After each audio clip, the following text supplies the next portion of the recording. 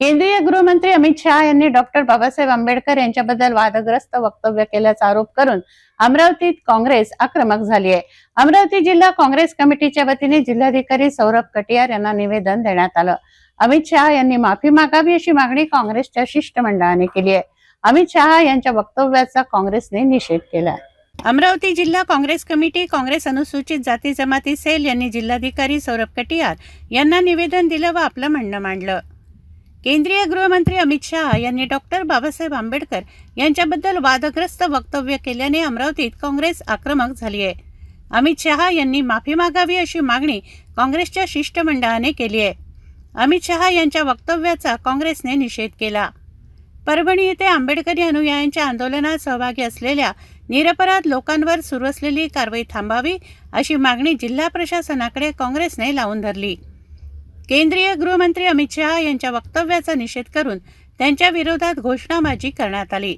अमित शहा यांनी माफी मागितली नाही तर आक्रमक उग्र आंदोलन करू असा इशारा काँग्रेसने दिलाय। अमित शहा यांनी अशी हाऊसमध्ये म्हटलं की आंबेडकरांचं नाव घेणं आंबेडकर आंबेडकर आंबेडकर असं सतत बोलू, त्याच्यानंतर एवढ्या वेळा जर नाव घेतलं तर ईश्वराचं नाव जर घेतलं तर तुम्हाला स्वर्ग प्राप्त होऊ शकतो। आम्ही मागणी करतो की अमित शहा यांनी याच्याबद्दल माफी मागावी आणि देशाची माफी मागावी। परभणीच्या पोलीस प्रशासनानं या संदर्भामध्ये जे त्याची चौकशी करण्यात यावी। जे परभणी येथील संविधानाच्या उद्देशिकेची तोडफोड करण्यात आली, तसेच बीडमध्ये सरपंच देशमुख यांची हत्या करण्यात आली आणि काल तर त्याच्यावर अमित शहांनी कहर केला। संसदेमध्ये बोलताना बाबासाहेब आंबेडकरांबद्दल आंबेडकर आंबेडकर क्या बोलते हो, उतनी बार अगर ईश्वर का नाम लेते थे तो आप स्वर्ग में चले जाते, अशी काँग्रेसवाल्यांवर जहरी टीका त्यांनी केली। म्हणजे काँग्रेसवाल्यांनी संविधानाचं आणि बाबासाहेबांचं नावच घेऊ नये काय अशा पद्धतीचा अमित शहांचा उच्चार होता। आणि म्हणून साखळीच्या माध्यमातून परभणी सारखी घटना, संविधानाचा अवमान, नंतर बीड सारखी हत्या, आज अमित शहा हे बोलतात आहे। म्हणजे देशाच्या रक्षणाची जबाबदारी असणारे गृहमंत्री जर अशा पद्धतीनं बोलून संविधानाचा आणि बाबासाहेबांचा अपमान करणार असतील तर त्याचा निषेध करण्यासाठी आज आम्ही इथे आलेलो आहे।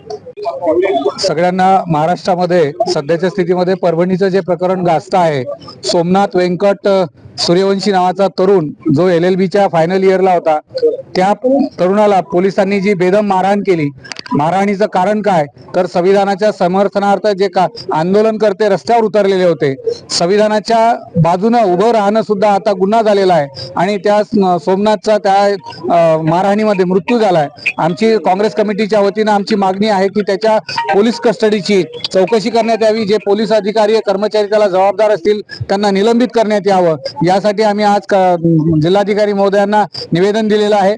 सोबतच आम्ही या ठिकाणी केंद्रीय गृहमंत्री अमित शहा यांचा निषेध व्यक्त केलेला आहे की त्यांनी सगळ्या सभागृहामध्ये म्हटलेलं आहे की बाबासाहेब आंबेडकर आंबेडकर काही की फॅशन आई आहे, अशा पद्धतीनं बाबासाहेबांच्या नावाला अपमानित करणं हे कोणत्याही भारतीयाला सहन होणारे नाही आहे। म्हणून या सगळ्या गोष्टीचा निषेध करायसाठी आम्ही या ठिकाणी आलेलो आहोत।